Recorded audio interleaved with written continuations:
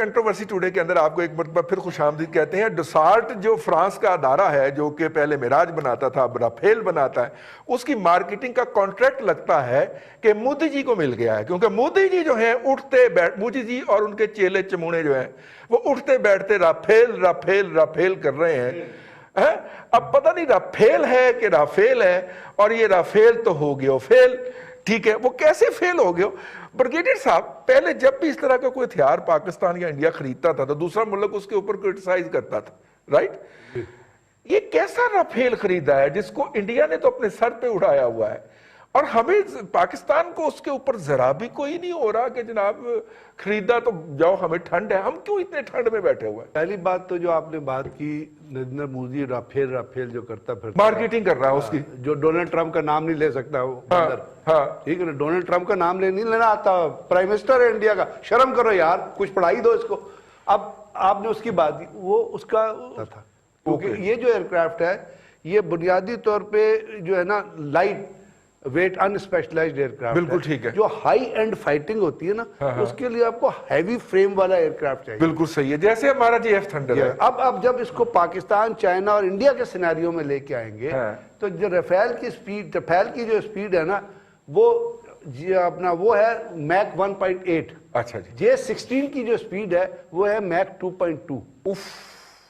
اچھا, یہ 1.8 یہ تو میک 29 سے بھی پھر آہستہ ہوا, آہستہ ایئرکرافٹ ہے. اس کے بعد یہ ہے اس کی جو پریکٹیکل سیلنگ ہے نا وہ بڑی لو ہے, جبکہ جے 16 کی F-16 کی پریکٹیکل سیلنگ جو ہے وہ ایک ہائر سیلنگ ایئرکرافٹ ہے. بالکل ٹھیک ہے. اب انڈین جو ڈیفنس پلانر ہیں یا پرانے انڈین چیف ہے وہ رافیل کو دیکھ رہے ہیں S-400 کے ساتھ مکس کر کے.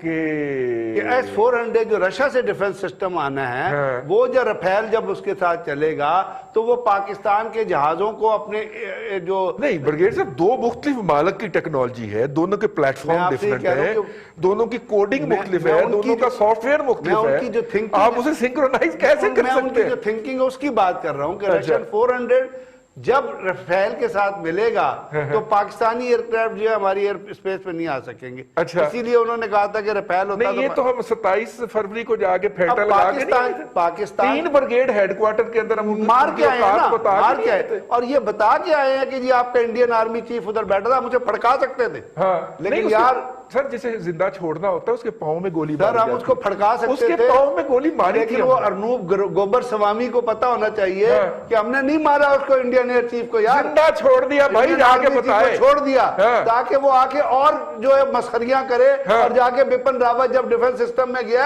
وہاں پہ لوگ اس کو گالیاں دے رہے ہیں کیونکہ آپ نے اپنا ہی ایئرکرافٹ مار کے 11 بندے کھڑکا دیے تھے, اور پھر بتایا بھی نہیں لوگوں کو کیوں مارے ہیں. تو یہ کنفیوژن جو ہے, اب اس کے ساتھ ساتھ آپ جب دیکھتے ہیں نا پاکستان جو JF-17 اور چائنیز جو J-10 کر رہے ہیں وہ technologically it is if not superior it is going to match Rafale, بلکہ اس کی جی speed wise, body wise, interception wise, آپ کو کہتے ہیں انڈیا کہتا ہے J-12 اور J-10 اور J-20 کی جتنی بھی خصوصیات ہیں وہ ابھی تک خفیہ ہیں کیونکہ انہوں نے وہ ایکسپورٹ نہیں کی. وہ ایکسپورٹ اس لیے نہیں کی کہ وہ سرپرائز دیں گے چائنیز نے, کچھ تو امریکن سے امریکن وہاں جو بندہ کام کرتا وہ آیا. اب دیکھیے J-17 جو بنا, J-17 جو بنا اس میں اس کا انجن اور اس کی جتنی ڈیزائننگ تھی وہ پاکستانی سائنٹسٹ نے کی, خود کی, ہمارے بچوں نے پاکستان اور more open to the American technology. Shahid Latif صاحب تھے, وہ مطلب ہے وہ ایروناٹیکل انجینئرنگ کمپلیکس جب بنا تھا تو ان کے ساتھ وہ گئے تھے. تو اب پاکستان نے اس لیے واویلا نہیں مچایا کہ آپ 5 رافیل لے کے آئے ہیں, اس وقت تک جب تک آپ 36 رافیل لے کے آئیں گے ہمارے اسکواڈرن بھی نہیں بنتا. جی ہاں, ہمارے 72 JF-17 اور J-16 آ چکے ہوں گے. اب پاکستان بھی اسٹیلتھ ٹیکنالوجی کی طرف جا رہا ہے. تو بات یہ ہے ہم نے تو اپنی کیپیسٹی ڈبل کر لیا, ہمارے سال میں 24 بنتے ہیں, تو اب اس کو ملٹیپلائی مہینے کے 2. دوسری بات یہ کہ اب انڈین ایئر فورس کے پاس پہلے بھی تو بے تحاشا جہاز تھے, 800 جہاز تھے, 798 کے کتنے جہاز, ٹھیک, ایک چائنا, ایک رشیا کا, ایک امریکہ کا, ایک آپ کے پاس, یعنی ایک پہ سٹڈی پڑھ رہا تھا بھانوتی کا کنبہ ہے سر, فرینچ ہیں, رشینز ہیں, اٹالینز ہیں, آپ دیکھتے جائیے. ویسے آپ کے اسپیئرز ہی نہیں ہیں ان کے, یعنی ایک ٹائم ایسا تھا کہ انڈین ایئر فورس کی سٹڈی تھی کہ انڈیا کے پاس ٹائر روٹیشن کے لیے ٹائرز ہی نہیں. آپ سر اندازہ کریں کہ یہ جو ہوا ہے چائنا کا حملہ, اس کے بعد इंडियन वजीर दिफा जो हैं वो रशिया के पास रिक्वेस्ट लेके जाते हैं कि हमें स्पेयर दे दीजिए, अल्लाह का नाम है, पैसे भी ले लीजिए, पैसे आपको जमा करवाए हुए हैं, हमें स्पेयर दे दिए जाए। स्पेयर पार्ट का इतना बड़ा क्राइसिस है। अब रशियन स्पेशलिस्ट ने क्या, पिछले दिनों एक आर्टिकल आया था, उन्होंने कहा जी इंडिया जितने JF-17 ये अपना राफेल ले आए, चाइनीज टेक्नोलॉजी को और चाइनीज एयरक्राफ्ट को मैच ही नहीं करता, they still inferior to the Chinese technology and Chinese aircraft। Fail तो हो गए हो फेल। भट्टी साहब की तो भट्टी साहब, अब हमारे पास जो है 1967 में आने वाला मिराज है और उनके पास जो है वो 1973 में आने वाला MiG-21 है, ठीक है।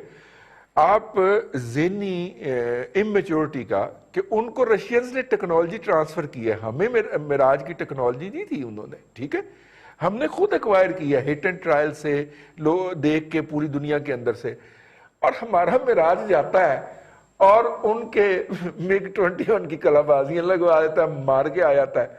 तो इसका मतलब है कि मैटर तो करता है ना, जो जहाज की स्टिक को पकड़ के बैठा हुआ पायलट है वो मैटर करता है ना, कि उसके अंदर अभिनंदन बैठा है या एम आलम बैठा है। असल तो मैटर ये नहीं करता। जी रही साहब, बिल्कुल मैटर यही करता है। अभी आप देख लें कि जो राफेल के ऊपर इतना वो शादियाने बजा रहे हैं, वो 60,000 करोड़ का एक जहाज है, जबकि JF थंडर और चैंगडू J-20 जो हैं उससे आधी कीमत से भी कम है।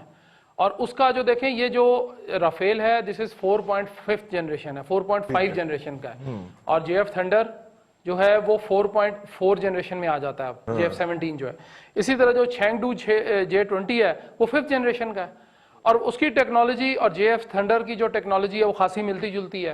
वो ज़ाहिर है चाइना के साथ हमने मिलकर बनाया है। तो अब मसला ये है कि राफेल किधर 60,000 करोड़ रुपया जो है वो हम खर्चेंगे, हमने उससे आधी से आधी कीमत में इतना खूबसूरत जहाज बना लिया है, और उसके बाद ऑब्वियसली जो जज्बा होता है ना मौसर, और उसके बाद वेट कैरी करना जो है वो अब ये देखिए 6,411 किलोग्राम वजनी जहाज है ये जो JF थंडर है, और वो 9,000 से ऊपर 99,000 किलोग्राम का जो जहाज है, और वो 99-100 किलोग्राम का जहाज है वो राफेल का। देखें बात ये है कि वो मॉडर्न होगा, उसमें गैजेट्स बहुत लगी होंगी, लेकिन जिस बंदे के शख्स के हाथ में वो स्टिक है ना, फ्लाइंग स्टिक जिसको आप कह लें, कि जो उसने उड़ाना है, जो उसका कंट्रोल है, उस पर कौन बैठा है? उस पर अगर तो वो बैठा है जिसके दिमाग में गोबर और पेशाब पी के वो बड़ा हुआ है, तो वो तो कुछ नहीं कर सकता जी।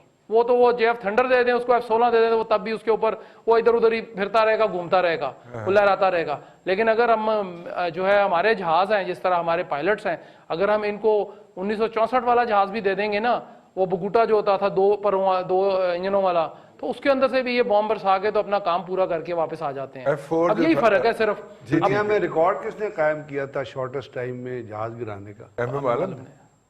और वो रिकॉर्ड अभी तक कायम है। और एम आलम क्या फ्लाई कर रहे थे? दरअसल रिकॉर्ड इसलिए कायम है कि दुनिया में इससे ज्यादा डरपोक फौज दस्तयाब ही नहीं है। हाँ जी, उसके बाद रिकॉर्ड बनाया जो बाराकोट में बना। इनकम्पिटेंट नॉन प्रोफेशनल जो है, और वो दस्तयाब नहीं है, फौज नहीं कह सकते। और वो MiG आप बार बार कहते हैं, वो MiG नहीं है, वो MiG-21 है।